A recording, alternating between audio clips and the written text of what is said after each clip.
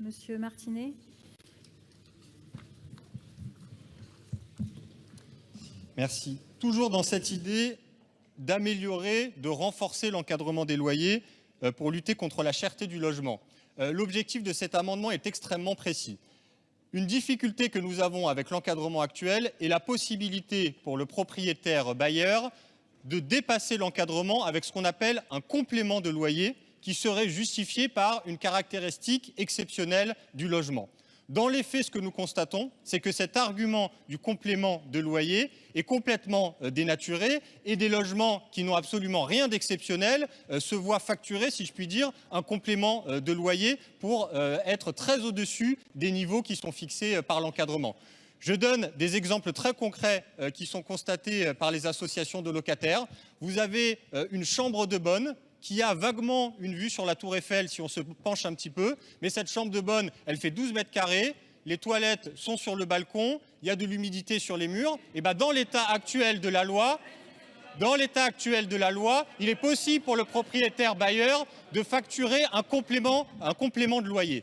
L'objectif de cet amendement, c'est de définir très précisément quelles sont les situations de non-confort, parce que c'est ça le terme juridique, qui empêchent le propriétaire de facturer un complément de loyer. Grâce à cet amendement, les choses seront claires et le locataire n'aura pas à passer par toutes les démarches administratives et juridiques qui existent aujourd'hui, qui prennent de longs mois pour pouvoir contester un complément de loyer de propriétaire, parce que c'est quelque chose de très difficile à faire. Voilà. Avec cet amendement, nous disons les choses très clairement. Quand les toilettes elles sont sur le palier, on ne peut pas demander de complément de loyer au titre du caractère exceptionnel du logement. Merci. Merci.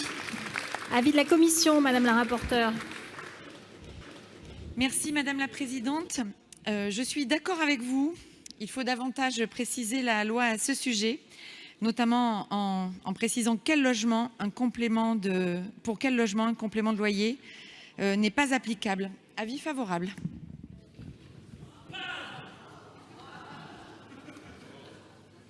Monsieur le ministre, avis du gouvernement.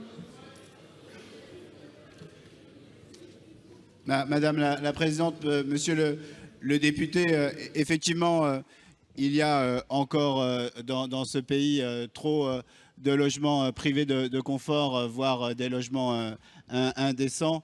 Bien évidemment, vous le savez, pour un certain nombre de cas, il est interdit de prélever des loyers lorsque l'indécence a été déclarée et confirmée par l'ARS et par la préfecture.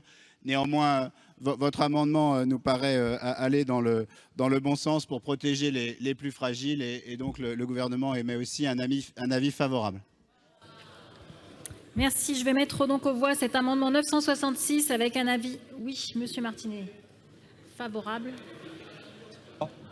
Je mesure le caractère exceptionnel du moment parce que, sauf erreur de ma part, c'est le seul amendement du groupe LFI sur lequel le gouvernement et la rapporteure ont émis un avis favorable.